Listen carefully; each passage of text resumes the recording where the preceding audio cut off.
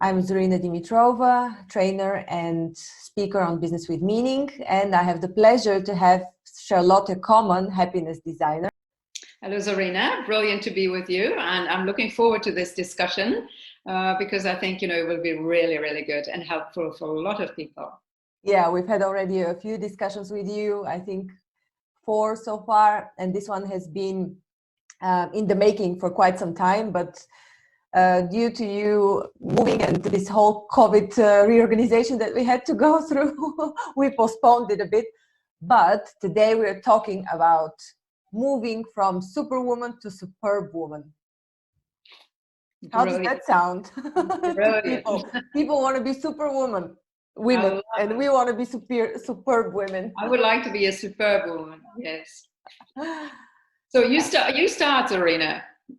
I love our discussions because, we bounce back things backwards and forwards and we come out with really good things. So you start off. All right. So I have quite a few thoughts on being a superwoman because I've experienced trying to be a superwoman and how miserable this has made me or had made me before I realized that this is not the path. But I also think that there's an overarching cultural, if not agenda, at least a natural development that doesn't bring women to the happy place they need to be because they're trying to be superwoman, like Superman, while the natural being of a woman is just to be at a flow, in balance, relaxed, taken care of. And while we are trying to be equal with men and fighting on the same turf, we are actually depriving ourselves of the essence that we are. And I was trying quite hard to make it in the corporate world, and I did have a very nice career until the moment I decided to start my own business. But I can tell you it was not easy. It was tough. It's always tough to compete in the same level or in the same terms with men when it's actually a men's world designed by and for men.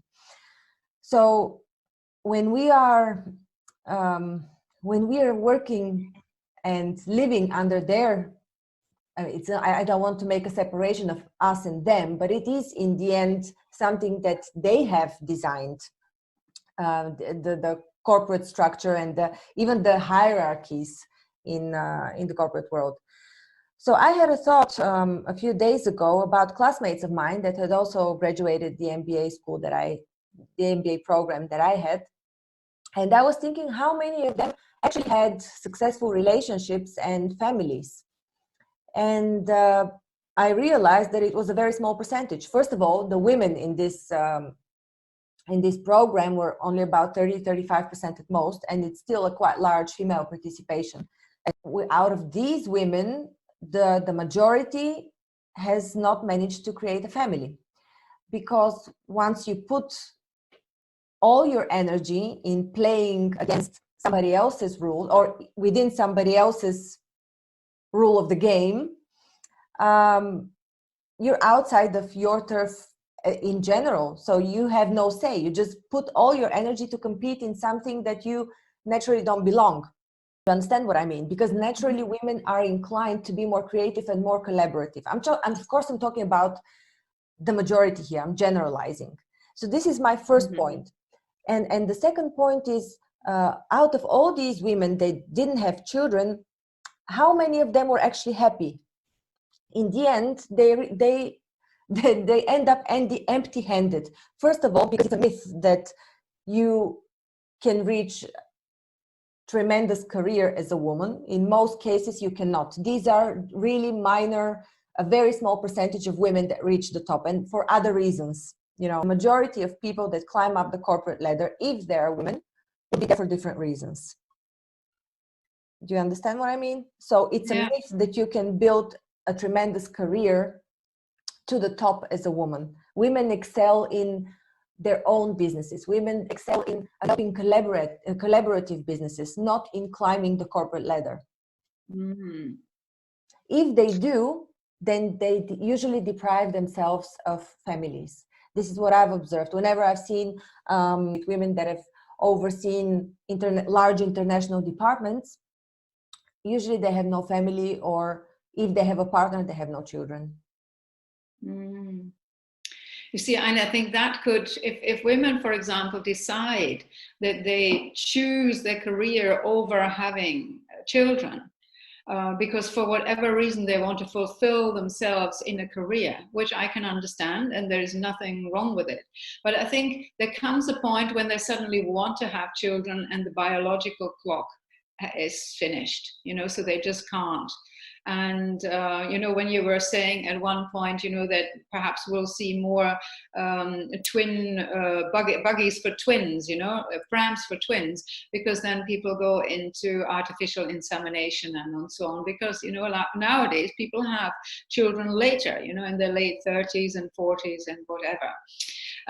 You were saying, that women are designed differently to men, and I've really seen that women want to prove themselves, and I think it's from a point, a historical point, where women were so undermined and oppressed that there came a point, and my generation is part of that, where we say, we can roll up our sleeves, we can do the men's job, and that is what I call the woman who wants to be a superwoman. Yeah. And I speak from experience, because I thought I had to prove myself. I thought that I had to have a voice in the world, and I can only do that if I stand up and be part, go into the masculine energy.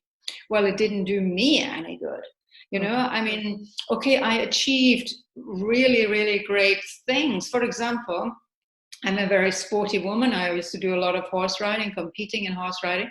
And when I was 50, I was living in Canada, and I learned to play ice hockey age 50. And after 8 weeks, I played in a team. Now, I was a lot older than my other team members. But when I look back now, I thought I wanted to prove that I'm just as strong as the younger ones are, and I'm just as strong as a man. I can do this. So there's that superwoman, but it didn't do me any good. And I think the women of any age, if they would understand their femininity in a new way and make it powerful, not compete with the men, but no, I'm a female and I work differently to a man. And I know for women, it is extremely hard to have a career and also have children.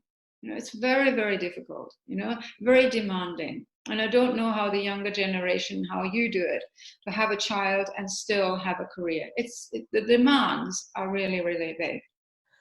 I think it makes a difference. Sorry for interrupting. I think it makes a difference whether you're running your own business or you're actually in a career, because very often it happens that if two people are together in a relationship and both of them have a potential to build a career, both of them are well educated, then there's usually a clash at some point. I was always wondering why my male classmates, quite often they chose as partners women that didn't have careers, that were either school teachers, primary school teachers, caretakers, people that do not compete on the same level, in the same arena, because men don't want to compete with their women. It's natural. Yes. Right? Yeah. So now, years later, I realized, okay, well, that's why nobody wants to compete with their partner. You want to have somebody who is, I understand it's a man-woman thing, who's cuddly and nice. And women, on the other hand, where do they find a match? Would it be somebody who is even above them? I don't think so. It's usually somebody who's well below their standards. So in the end, women that do well in their career find it difficult to find a partner, because now they have very high expectations, very high demands. Who would be this person that needs to be even beyond me? And usually these people that are even higher in terms of position and in terms of social standing, they choose still somebody without a career. Then you would see executives with their secretaries, with their with flight attendants, with people that are not competitive to them. Yeah, that's a very, very, very interesting point. And, you know, this is why it's so brilliant that you bring this up, because you and I are from a different generation. For example, I was married to an army officer, and I was for 23 years, I was an army wife, and we traveled around the world and we moved 11 times. Now, my ex-husband hated moving, and who did most of the moves? It was me. Now, our family life, we've got 3 children, and they had to go to boarding school and so on, which was very, very painful for me because I'm one of these earth mothers. And but our family life was all about my husband's career. Everything was about him. I could never choose where we're going to move. I was given a key at the guard room, and now, Mrs. Common, you're going to live there for the next 2 years. There's no choice, no nothing. So, and that's how I lived. And when I went into hospital to have my babies, military hospital, I was wife off and my husband's army number. And that was it. So that's not easy to live with, you know, when you have a mind of your own. Yeah. And you asked my children about the Easter mummy spoiled. Now, when my youngest son was 6 years old, I suddenly flipped my lid because I had created a beautiful Easter Sunday morning, and I hidden Easter eggs, and my family, they were all in a bad mood, and it was terrible. And at one point, you know, I became so angry, and I said, what is this? I'm not your cleaner, I'm not your cook, I have a brain, I want to live, I want to be free. Oh my word, mommy spoiled the Easter. But this was the desperation of a woman who knew, I have got brains, I've got something I want to give to the world. And I felt, you know, I was supporting my husband, I was supporting my children, and where was I in this whole thing, you know? Mm-hmm. But it was all good because I went to, in the end, I left him. And I went to university age 54 and graduated age 58. And I blossomed, you know, because I started leading with my soul, and I started teaching. And. So where did we, there is the difference, you know, it's a different culture. I was still born into this culture where women serve men. I cringe. Yeah. But I'm also... That's the culture where women compete with men, which is also not good. No, exactly. So where do we get to? And then you see there are religions where women they have to serve the men, and they have to be somewhere, you know, second class. And I'm a minister, and you know, I cringe because I think, you know, women should be free and men should be free, and we have a lot of potential, all of us, and we need to live it. And I think there is the path.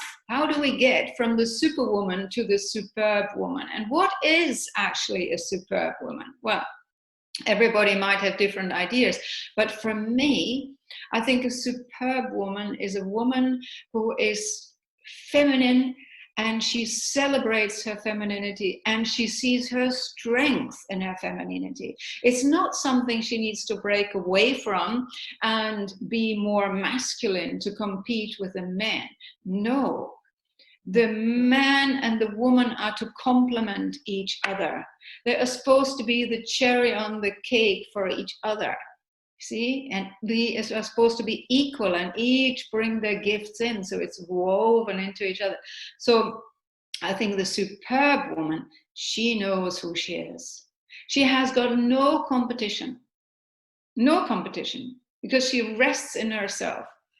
And you know, we have no competition. You, Zorina, have no competition. I have no competition. You know, we have different gifts, each one of us, and we need to celebrate that and really do away with the competition, because as soon as you feel competitive and you think you need to be better than the other, you lose part of your femininity.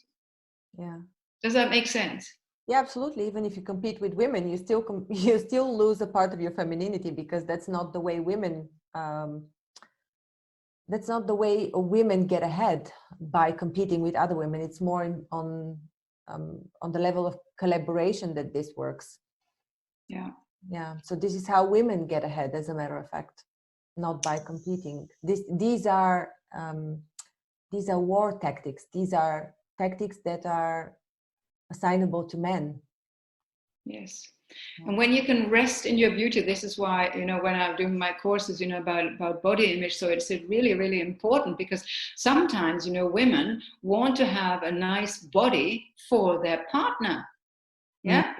But no. I want to have a nice body for myself, because if I'm aware that I'm very happy in my skin and I'm happy in my body, I can be a much better partner. Yeah. But I don't want to have a body and wear clothes that impress a man. No, I want to impress myself. It's all about the superb woman has a good relationship with herself. She knows her emotions, she knows her intellect, she knows her gifts, and she brings them onto the stage of the world. When you look at an actress, when you look at a singer, they don't have to compete with somebody else. They have their individual voice, and it is that voice which the audience wants to hear. I was just watching a documentary about Freddie Mercury, and he was in Rio, and he was on this stage with a massive, massive audience. They came to listen to his voice. Mm-hmm. Yeah, and I think that is such an excellent example, that if we could just understand that we play on our own stage and we know that what we are worth. It's about feeling our worth. That is the superb woman. Mm-hmm. How do you think we can overcome the societal pressure, or rather how would I even call it, the cultural misinterpretation of what equality really means? Because right now we are, as women, forced to share everything. Men say, okay, we share the responsibility, but you would have to share the financials with us. And women, as we know, don't earn as much as men. It's across the line. With minor exceptions. So again, we're generalizing, but we're talking about a large chunk of the population where women are actually significantly paid lower than men. So when you would have to contribute equally and compete on a man's turf, so put double the effort and still be paid less, then it becomes really hard. And how can you even gain your self-worth and connect to your femininity when you don't have time? When you're completely absorbed and drained of energy to compete and to provide equally. You see, I think that's such an injustice that women earn less than men. I mean, I know of a young woman who worked in London in the investment banking sector, and she said, I have to work twice as hard as a man because it's very much a man's world. I cringe when I hear something like that. I really do. Because it should not happen. Because from an intellect, there is no difference in an intellect. Okay, we all have different intellects, but if you'd have a man and a woman who've got an equal intellect, why should a woman be paid less? Okay, companies might say, oh, well, but she has to go on maternity leave, but you know what? We are bringing children into our society. If it wasn't for us, and if we wouldn't bring children and good citizens and educate them and so to become good citizens into this world, what would happen to this world? So why should we penalize for that? Yeah, unfortunately, the current corporate world doesn't give benefits of what is useful to society, because they're serving the shareholders, and that's what matters at the moment, doing the rounding up the quarters results. Yeah, and you know what? I think we talked about it before in an interview, because what companies do not understand that the women and men, they're human resources, and it's the human resources who get the company going and bring in the money and bring in the inspiration and the work and I think that's always a key thing, that the workforce has to be treated really, really well, needs to be inspired, needs to be greatly taken care of. That's a key thing, and I think women especially I would love to support women in the corporate world. I really would love to do that because I see the injustice there. I would love to give a talk about it because it's so important that companies realize the worth of women, their creativity. Yeah, there is so much work. We've got 2020 now, and there's so much work to do. And in some way, I feel with the COVID-19, there is so much suffering in the world. So many companies are going downhill, and people are dying. But I do feel somewhere that the universe has pushed a reset button and says, stop, stop, stop, stop, stop. Everybody, stop. Let's try again. And I'm hoping that through this, perhaps something will happen in our world. We have to have visions. We need to be excited about the world, and because we have a chance to create something new. So let's create equality for men and women. Yeah. I think it's so important, because the one thing is, Zorina, what I always feel is if it's the same with marriages, there are so many marriages that are broken or not very good, and people say, oh, I'm going to stay for my children, I'm staying for my children, and I will say, why are you teaching your children to be unhappy? I stayed far too long in an unhappy marriage, and my kids later on said, a few years when I was on my own and I was really happy, Mom, why couldn't we be a happy mom as you are now? And I said, but I stayed for you. No, don't put the burden onto us that we made you suffer. So, and I'm hoping that there will be equality in the corporate world as well for women, that women are better understood, and that women need to understand themselves. Gandhi said, if you want to make change, then become the change. Yeah, I think you're right. It's a two-staged process. Although what you said deserved a moment of silence, a pause, just to sink in a bit, because it was important.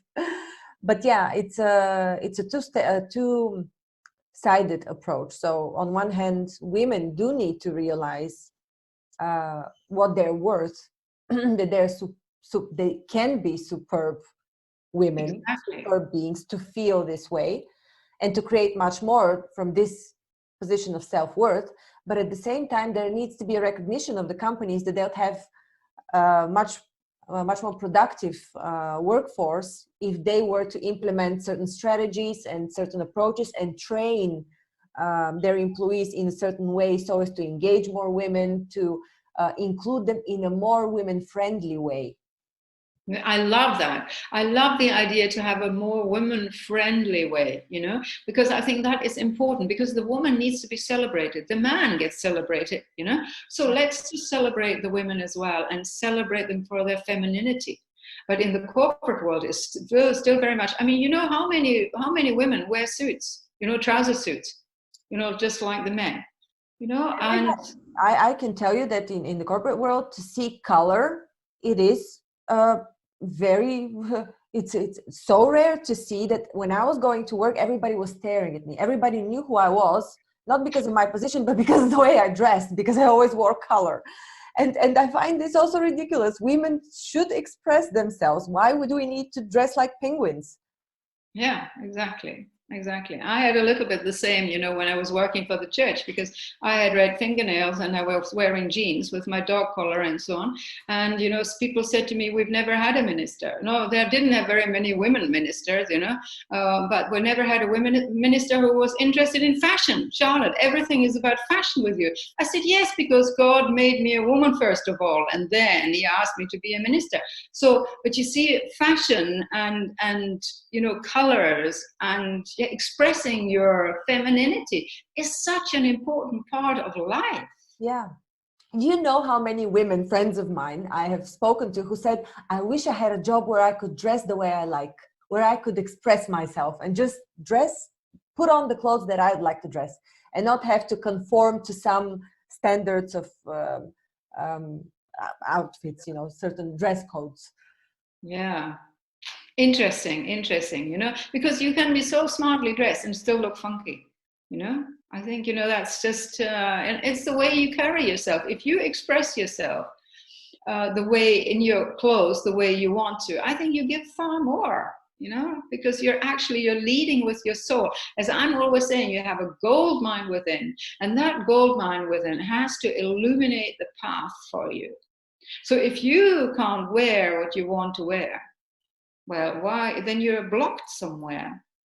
Yeah. And it's about all, you know, I think I'm a liberation coach. You know, I'm always want to see people be liberated. And let's liberate women to their femininity, and men have got their masculinity. Let's celebrate it and be real. And not be a clone. We don't want to live in a template. Yeah. Whereas Zorina has to look a little bit like Charlotte and the next woman and the next woman. No, you know. See, that's why it was interesting that the people in the wider community, when I was a minister, used to say you're a breath of fresh air, because I dared to wear what I wanted to wear. Yeah. You know, now this reminds me also of my MBA studies, because people would say, oh, Zorina can wear this, or she can do this because she can get away with things. You know, that there are certain people that can get away with doing certain things outside the box. And people are used to the fact that you're this type of a person that can get away with things like that. But why is it the case that somebody else can't? It's just their decision, what you can get away with and what you can't. Do you know what it actually says, Zorina? It says, I admire that woman because she's courageous. Because when somebody says, oh, you're getting away with that, because sometimes people say that to me, oh, Charlotte, the way you dress today, you get away with it. I wouldn't. And I say, why? You know, I'm just courageous. I'm expressing myself. But you know what it is? There is a timidity. And women who say that to me, they don't dare to break free from what is expected of them. I don't want to live up to the expectation of somebody else. I want to live Charlotte, whatever that means. And whether people like it or whether they don't like it, I live Charlotte. Beautiful.